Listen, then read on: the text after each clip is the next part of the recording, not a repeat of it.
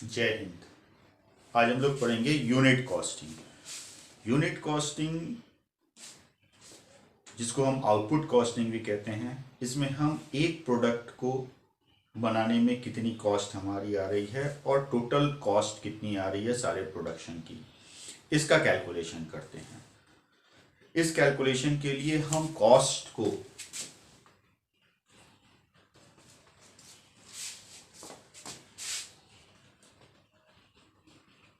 Prime cost,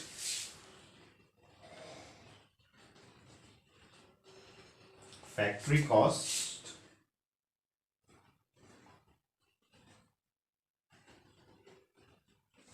office cost और total cost में bifurcate करते हैं। ऑफिस कॉस्ट को हम कॉस्ट ऑफ प्रोडक्शन भी कहते हैं। अब ये factory cost, sorry prime cost, ये प्राइम कॉस्ट का कैलकुलेशन करने के लिए हम मटेरियल कंज्यूम्ड निकालते हैं, उसमें डायरेक्ट लेबर जोड़ते हैं। डायरेक्ट लेबर के कैलकुलेशन में अगर कोई आपका आइडियल आवर है तो उसको हम माइनस कर देते हैं। आइडल एक्सपेंसेस क्या हैं? जैसे 8 घंटे का काम है तो 8 घंटे में जो समय नॉन वर्किंग है वर्कर का, रीज़न चाहे जो भी हो, एक लोकेशन से दूसरे लोकेशन, ब्रेक, उसको हम कहते हैं आइडल आवर। तो आइडल आवर की जो भी चार्जेस हैं वो हम लेबर में से घटा देते हैं, प्लस डायरेक्ट एक्सपेंसेस। इन तीन का जो सम आता है वही है प्राइम कॉस्ट। यही हमारा मेन कॉस्ट भी है, मेन कॉस्ट ऑफ प्रोडक्ट है। अब आते हैं फैक्ट्री कॉस्ट। फैक्ट्री कॉस्ट निकालने के लिए हम प्राइम कॉस्ट में फैक्ट्री ओवरहेड्स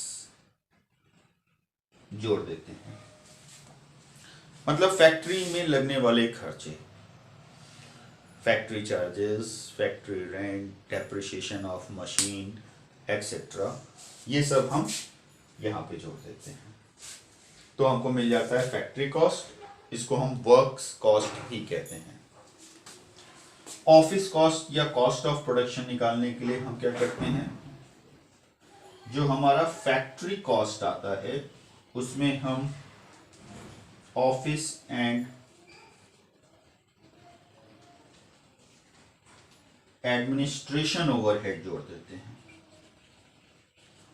तो हमको मिल जाता है कॉस्ट ऑफ प्रोडक्शन। और इस कॉस्ट ऑफ प्रोडक्शन में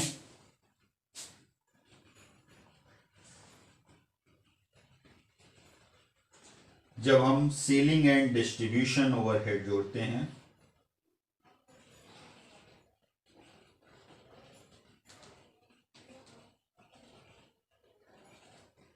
तो हमको मिल जाता है टोटल कॉस्ट। तो एक प्रोडक्ट को बनाने में जो हमारे खर्चे होते हैं उन खर्चों को हम prime cost, factory cost, office cost और टोटल कॉस्ट में बाइफरकेट कर देते हैं। इसमें सबसे पहले आता है मटेरियल कंज्यूम्ड। अगर क्वेश्चन में रॉ मटेरियल का ओपनिंग स्टॉक, क्लोजिंग स्टॉक दिया है तो उसके बेस पे हम मटेरियल कंज्यूम निकालते हैं। तो आइए देखते हैं कैसे निकालते हैं। मटेरियल कंज्यूम्ड,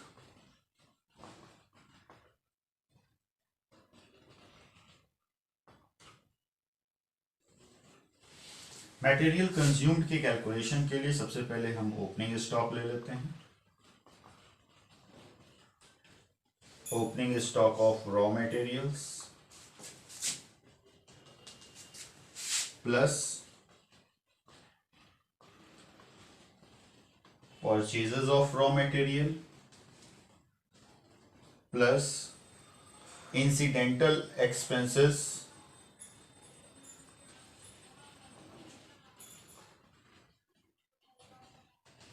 on purchases जैसे octroi, carriage, freight, etc. इसमें से हम माइनस करते हैं closing stock of raw material,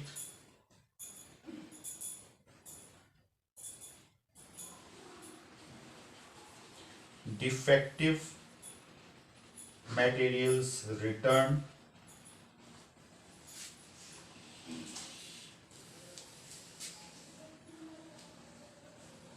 material sold,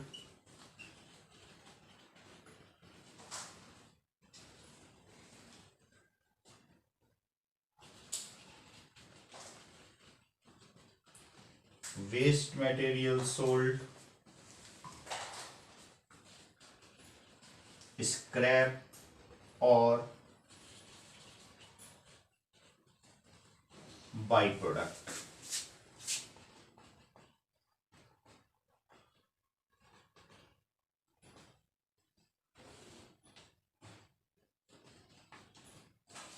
और ये आ जाता है हमारा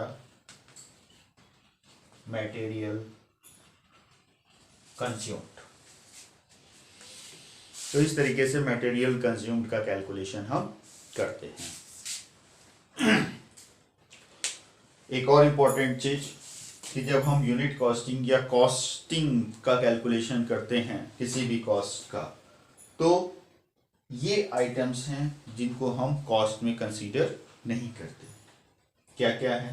कैपिटल लॉस या कैपिटल प्रॉफिट, किसी कैपिटल ट्रांजैक्शन पे होने वाला प्रॉफिट या loss, income tax, wealth tax, किसी भी तरीके का इनकम टैक्स या वेल्थ टैक्स का कंसिडरेशन कॉस्ट में नहीं किया जाता है। इंटरेस्ट पेड और रिसीव, इन्वेस्टमेंट पे इंटरेस्ट रिसीव्ड और लोन पे इंटरेस्ट पेड को भी हम कॉस्ट का पार्ट नहीं मानते।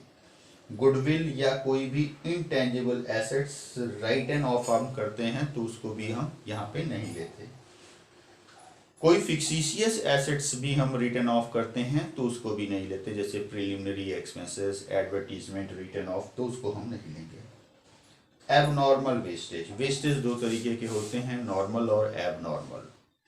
नॉर्मल जो प्रोसेसिंग में होना ही है, जैसे जब हम गेहूं पिसवाते हैं तो पिसने की प्रोसेसिंग में आटे का कुछ पोर्शन वेस्ट हो जाता है, ये नॉर्मल लॉस है। पेट्रोल है, कितना भी टाइट कंटेनर में आप रखें वो कुछ ना कुछ वेपर होगा ही होगा, तो ये आपके नॉर्मल हैं। एबनॉर्मल क्या है? जो किसी मैन मेड एरर के कारण होता है उसको हम एबनॉर्मल की कैटेगरी में रखते हैं। ट्रांसफर टू रिजर्व, किसी भी रिजर्व या फंड में आप ट्रांसफर कर रहे हैं तो वो अमाउंट भी यहाँ पे नहीं लिया जाएगा। कैश डिस्काउंट, डिस्काउंट दो तरीके के होते हैं आपको मालूम है, ट्रेड डिस्काउंट और कैश डिस्काउंट। तो कैश डिस्काउंट को हम यहाँ पे नहीं लेते। किसी भी नियम कानून के अंतर्गत आपको अगर कोई डैमेज पेबल देना है, कंपनसेशन देना है, तो वो भी यहाँ पे आप नहीं लेंगे। शेयर्स, डिवेंचर्स, बॉन्ड्स पे अगर कोई आप इशू एक्सपेंस कर रहे हैं तो उसका भी कंसिडरेशन यहाँ पे नहीं होगा। तो ये कुछ आइटम्स थे जिनका कंसिडरेशन आपको नहीं करना है। आइए नेक्स्ट देखते हैं, stock of work in progress और फिनिश गुड्स का हमको कैसे ट्रीटमेंट करना। स्टॉक तीन तरीके के स्टॉक होते हैं आपको मालूम है, stock of raw material, stock of work in progress, stock of finished goods. Stock of raw material का एडजस्टमेंट हम मटेरियल कंज्यूम्ड की कैलकुलेशन में कर लेते हैं। बचते हैं दो, stock of work in progress and finished goods. Stock of finished goods. Stock of work in progress को एडजस्ट करने के दो ऑप्शन हैं। पहला, इन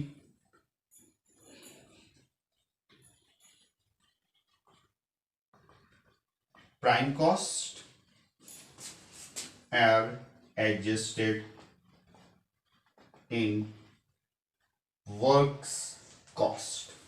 प्राइम कॉस्ट की कैलकुलेशन में या फिर वर्क्स कॉस्ट की कैलकुलेशन में। जब हम प्राइम कॉस्ट की कैलकुलेशन में करते हैं तो material consumed plus direct labour plus direct expenses plus opening stock of work in progress minus closing stock of work in progress, तो हमको मिल जाता है प्राइम कॉस्ट। और यही जब क्वेश्चन में कहता है कि एडजस्टेड इन फैक्ट्री कॉस्ट, तो prime cost plus factory overheads plus opening stock of work in progress minus closing stock of work in progress, तो हमको मिल जाता है फैक्ट्री कॉस्ट। अब क्वेश्चन ये आता है कि जो कैलकुलेशन आप कर रहे हैं उसमें प्राइम कॉस्ट में करें या फैक्ट्री कॉस्ट में। अगर क्वेश्चन में कहता है कि वर्क इन प्रोग्रेस का एडजस्टमेंट आपको प्राइम कॉस्ट में करना है तभी आप इसमें करेंगे, अदरवाइज वर्क कॉस्ट। मतलब in absence of any information work in progress का क्लोजिंग और ओपनिंग स्टॉक का एडजस्टमेंट आपको किसमें करना है, वर्क कॉस्ट में। अब आते हैं हम लोग फिनिश्ड गुड्स में। फिनिश्ड गुड्स के कैलकुलेशन के लिए फिनिश्ड गुड्स का कैलकुलेशन हम कॉस्ट ऑफ प्रोडक्शन की बात करते हैं। कॉस्ट ऑफ प्रोडक्शन आपका जो भी है उसमें हम ऐड करते हैं opening stock of finished goods और लेस करते हैं closing stock of finished goods, तो हमको मिल जाता है cost of goods sold. Cost of goods sold. इस opening stock of finished goods और closing stock of finished goods के कैलकुलेशन में एक पॉइंट है जिसको आप ध्यान रखेंगे। Note, if value of opening और closing stock of finished goods is not given। अगर ओपनिंग स्टॉक और फिनिश्ड गुड्स की यूनिट्स दी हुई हैं, वैल्यू नहीं दी है, तो वैल्यू का कैलकुलेशन आप कैसे करेंगे? Value of stock is equal two units of opening stock of finished goods or units of closing stock of finished goods multiplied by cost of production per unit। cost of production per unit, यहां पे जो cost of production आपका आया divided by units produce, तो आपको cost of production per unit मिल जाएगा। उस पर यूनिट से हम ओपनिंग और क्लोजिंग स्टॉक की यूनिट्स का मल्टीप्लिकेशन करते हैं तो हमको इसकी वैल्यू मिल जाएगी। ध्यान रखिएगा, अगर दिया है क्वेश्चन में वैल्यू तो एज पर क्वेश्चन आप लिख दीजिए क्लोजिंग स्टॉक और ओपनिंग स्टॉक की वैल्यू। अगर नहीं दिया है तो आप कैलकुलेट कर लीजिए cost of production per unit के हिसाब से। नेक्स्ट इंपॉर्टेंट पॉइंट, प्रॉफिट का कैलकुलेशन। प्रॉफिट के बारे में इंफॉर्मेशन रहता है प्रॉफिट परसेंट ऑन कॉस्ट और profit percent on sales. Question में दो तरीके से आपको इंफॉर्मेशन रहेगा प्रॉफिट निकालने के लिए, या तो कॉस्ट पे या तो सेल्स पे। अगर कॉस्ट पे कह रहा है तो profit is equal to total cost into profit percent upon 100। और अगर सेल्स पे कह रहा है तो profit is equal to total cost into profit percent upon 100 minus profit percent. इस तरीके से आप प्रॉफिट का कैलकुलेशन कर लेंगे। इसके अलावा एक छोटा सा इक्वेशन बना के भी आप ध्यान से इसका कैलकुलेशन कंसीडरेशन कर सकते हैं। Cost plus profit is equal to sales. ये इक्वेशन आपने बहुत बार पढ़ा होगा। अब आप ध्यान रखिए कि प्रॉफिट परसेंट या तो कॉस्ट पे है या तो सेल्स पे है। अगर प्रॉफिट परसेंट कॉस्ट पे है तो कॉस्ट 100, और अगर सेल्स पे है तो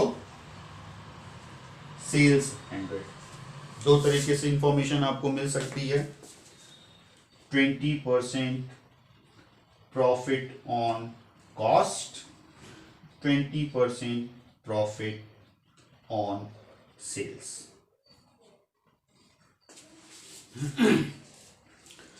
कॉस्ट पे प्रॉफिट था तो कॉस्ट 100, सेल्स पे प्रॉफिट है तो सेल्स 100।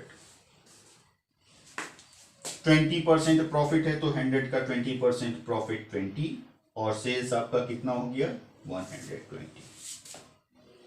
उसी तरीके से इस कंडीशन में क्या है, सेल्स 100 है, प्रॉफिट ऑन सेल्स है तो प्रॉफिट 20, और कॉस्ट कितना हो गया 80, क्योंकि ये प्लस ये इज इक्वल टू ये है। सबसे पहले आप इक्वेशन बना लीजिए। अब आप देखेंगे क्वेश्चन में कोई एक इंफॉर्मेशन तीनों में से गिवन होगी। मान लीजिए क्वेश्चन में दिया हुआ है प्रॉफिट,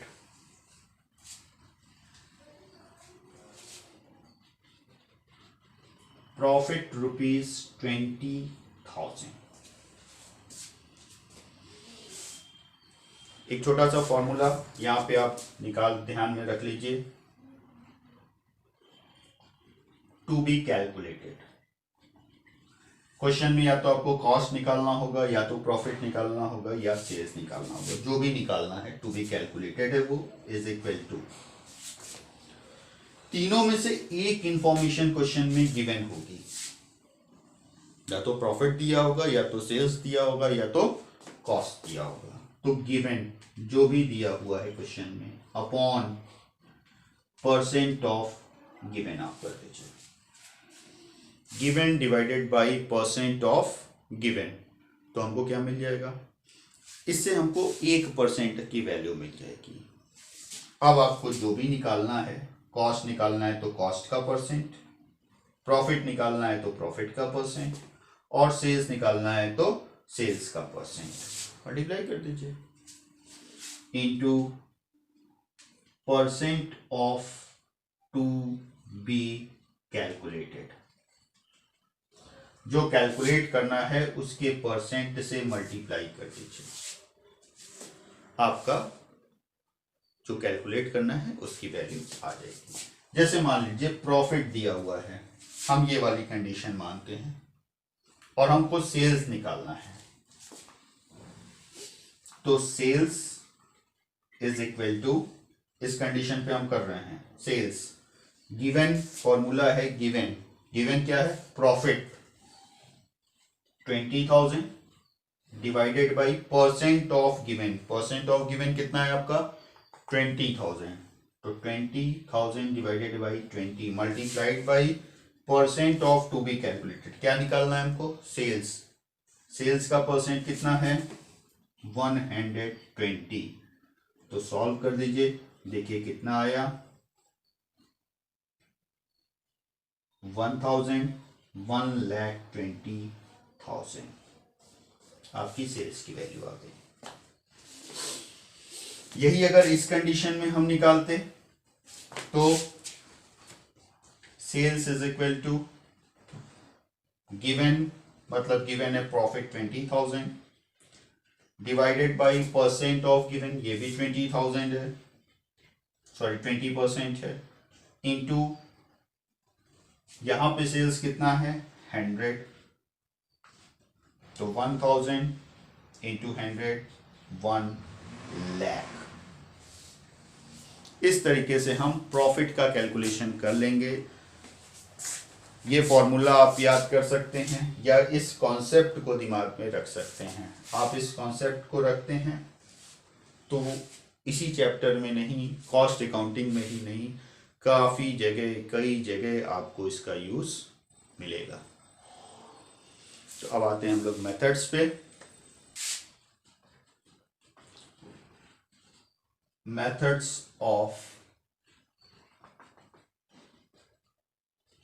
यूनिट कॉस्टिंग। 3 मेथड हैं। पहला कॉस्ट शीट, दूसरा statement of cost and profit, and third है प्रोडक्शन अकाउंट। इन 3 मेथड से हम यूनिट कॉस्टिंग का कैलकुलेशन करते हैं। इंफॉर्मेशन तीनों में सेम ही है, केवल वे ऑफ प्रेजेंटेशन तीनों में अलग अलग है। कॉस्ट शीट आप जो पढ़ेंगे उसी कॉस्ट शीट को जब हम 2 पार्ट में डिवाइड कर देते हैं तो वो हो जाता है, पहला पार्ट स्टेटमेंट ऑफ कॉस्ट और दूसरा part statement of profit. Cost of production तक, स्टार्टिंग से कॉस्ट ऑफ प्रोडक्शन तक की इंफॉर्मेशन स्टेटमेंट ऑफ कॉस्ट में आती है और कॉस्ट ऑफ प्रोडक्शन से लास्ट तक की इंफॉर्मेशन स्टेटमेंट ऑफ प्रॉफिट में आती है। प्रोडक्शन अकाउंट में हम हर एक स्टेप पे कॉस्ट की एक लेजर बनाते हैं। जैसे पहला स्टेप आपका प्राइम कॉस्ट का कैलकुलेशन था, तो मटेरियल, लेबर और एक्सपेंसेस को लेके प्राइम कॉस्ट का कैलकुलेशन पहले लेजर में, फिर लेजर जैसे आप सीडी बीडी करते हैं तो प्राइम कॉस्ट बीडी, फिर फैक्ट्री ओवरहेड का कैलकुलेशन, और अब आपका फैक्ट्री कॉस्ट आ गया। इस तरीके से जब हम लेजर में कैलकुलेशन करते हैं तो वही प्रोडक्शन अकाउंट है। तो आइए सबसे पहले देखते हैं हम लोग कॉस्ट शीट देखते हैं। Cost sheet for the year ended output.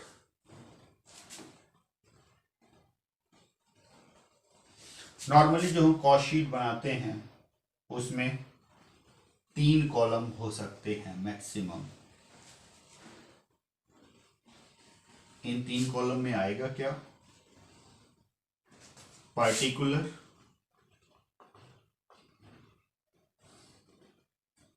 Units, amount और कॉस्ट पर यूनिट।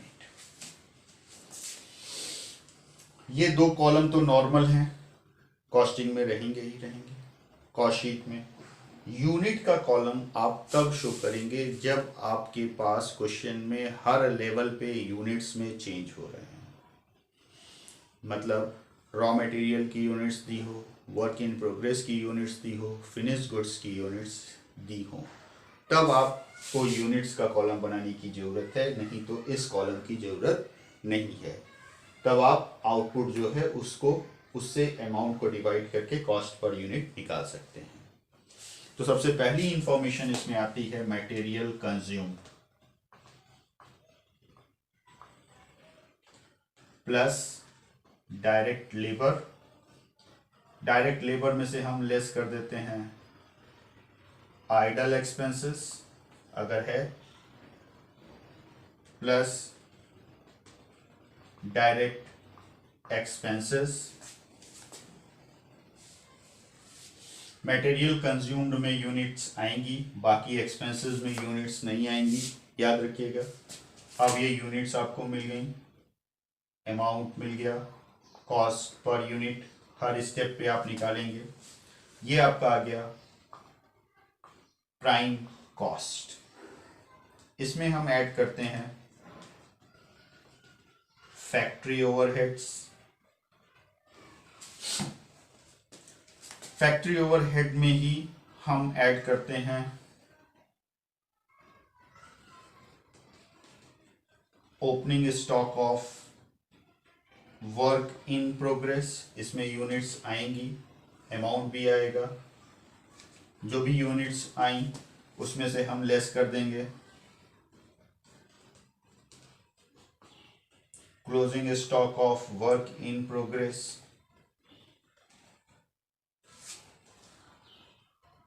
और अब जो यूनिट्स आई, वैल्यू आई, यही होगा आपका फैक्ट्री ओवरहेड। कभी कभी स्क्रैप वगैरह की वैल्यू दी रहती है कि स्क्रैप वगैरह सेल हो रहा है, तो अगर ऐसा है तो उसको आप यहीं पे माइनस कर दीजिएगा। Minus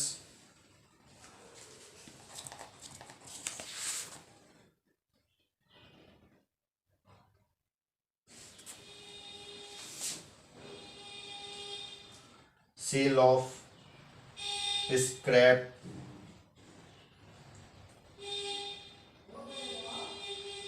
leakage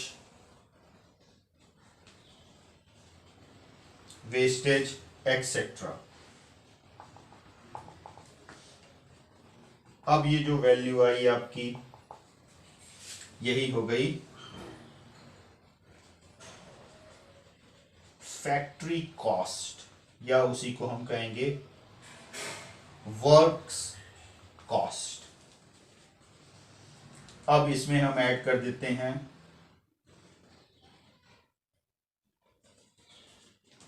office and administration overheads.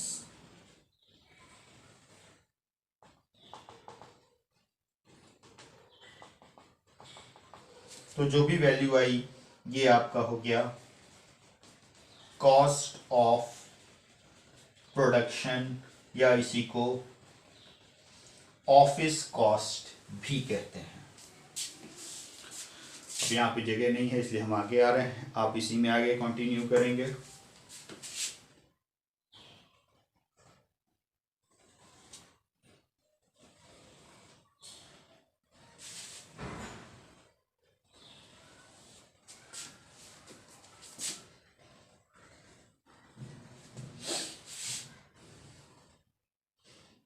Cost of production में हम लिख देते हैं फिर से एक बार, कॉस्ट ऑफ प्रोडक्शन जो भी आपका आया था, units, amount, cost per unit. इसमें हम ऐड करते हैं opening stock of finished goods, units, amount,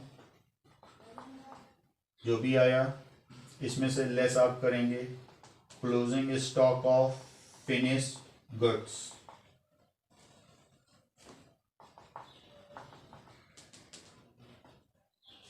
अब ये हमको मिल गया कॉस्ट ऑफ गुड्स सोल्ड। मतलब इतनी यूनिट्स आप बेच रहे हैं, इसकी कॉस्ट ये है, कॉस्ट पर यूनिट ये है। कॉस्ट पर यूनिट कहीं भी आप निकालेंगे तो जो यूनिट्स है divided by amount divided by units. इसमें हम ऐड करते हैं सेलिंग एंड डिस्ट्रीब्यूशन ओवरहेड्स। अब हमको मिल जाता है कॉस्ट ऑफ सेल्स, या जिसको हम टोटल कॉस्ट भी कहते हैं। ये टोटल कॉस्ट मिल गया। अब एक प्रोडक्ट को बनाने की कॉस्ट आपको मिल गई, ये टोटल कॉस्ट और कॉस्ट पर यूनिट। अब इसमें आप प्रॉफिट ऐड कर दीजिए, ऐड प्रॉफिट,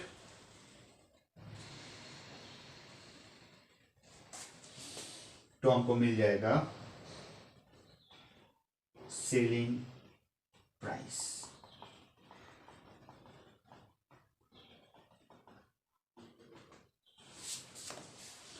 तो ये पूरा था आपका कॉस्ट शीट। इस फॉर्मेट में लगभग सारी यूजफुल इंफॉर्मेशंस हैं जो कॉस्ट शीट बनाते समय आपके काम आने वाली हैं।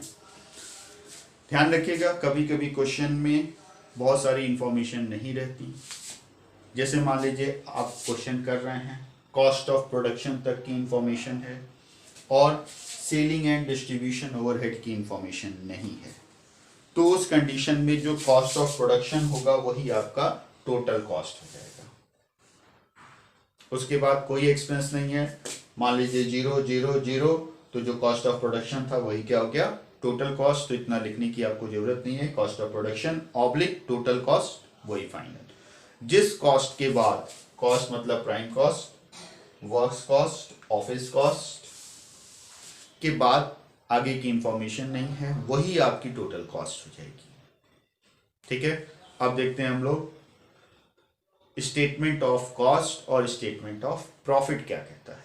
तो हमने आपको बताया था कि स्टेटमेंट ऑफ कॉस्ट और statement of profit cost sheet का ही बाइफर्केशन है। कॉस्ट शीट को ही हम दो पार्ट में बांट देते हैं, वही है स्टेटमेंट ऑफ कॉस्ट और स्टेटमेंट ऑफ प्रॉफिट। तो देखिए इसमें क्या चेंज है।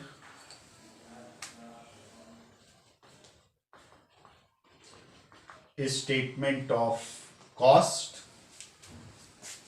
यहां पे हमको आउटपुट लिखने की जरूरत नहीं है, ये चेंज होती रहेगी information.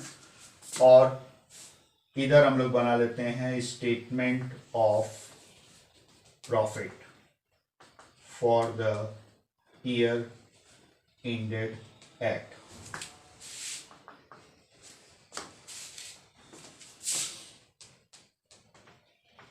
particular units, amount, cost per unit। Statement of cost material consume से शुरू होके कॉस्ट ऑफ प्रोडक्शन पे खत्म, डबल लाइन से क्लोज कर दीजिए।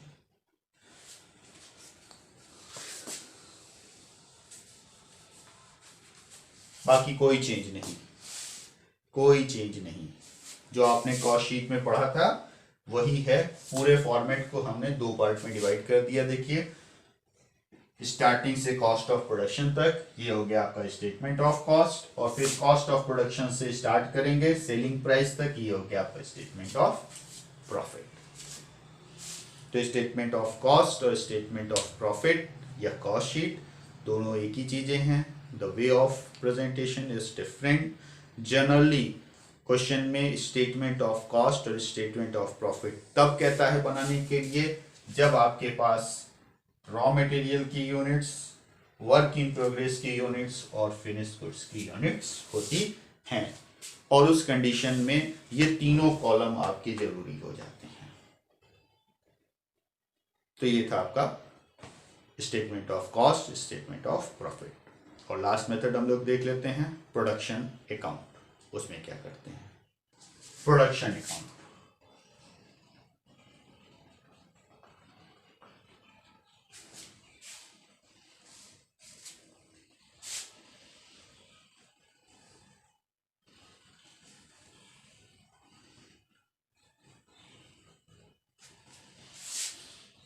To material consumed, to direct labor, to direct expenses, by idle expenses, by prime cost CD।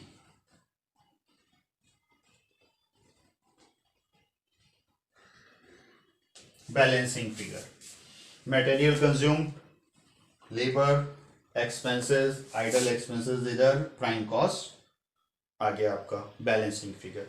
अब इस प्राइम कॉस्ट को आप ट्रांसफर कर दीजिए to prime cost BD, to factory overheads,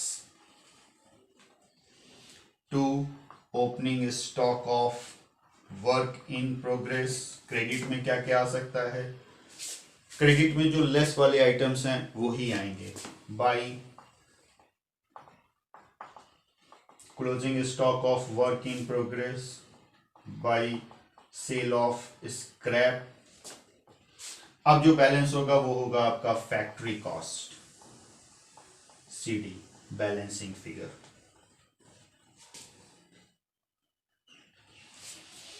अब इस फैक्ट्री कॉस्ट को इधर कर दीजिए, to factory cost BD, to office overheads जो भी हैं लिख दीजिए। इसमें कुछ लेस करने के लिए जनरली नहीं आता, तो यही हो गया आपका by cost of production, CD, balancing figure. अब इसको फिर इधर कर दीजिए, to cost of production BD, to opening stock of finished goods, credit में by closing stock of finished goods, by cost of goods sold, CD, balancing figure.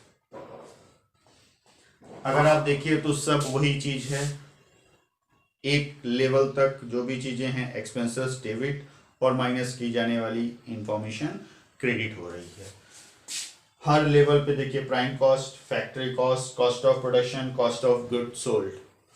अब cost of good sold में आप क्या जोड़ते थे? सेलिंग एंड डिस्ट्रीब्यूशन जोड़ दीजिए, to cost of goods sold BD, to selling and distribution overhead, तो हमको मिल जाता है बाई कॉस्ट ऑफ सेल्स या total cost, CD, balancing figure. बस अब आपका क्वेश्चन खत्म, प्रोडक्शन अकाउंट कंप्लीट। टू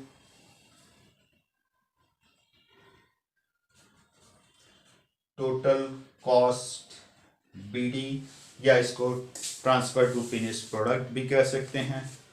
तो टोटल कॉस्ट ले आइए, प्रॉफिट जोड़ दीजिए, टू प्रॉफिट बाई सेल्स।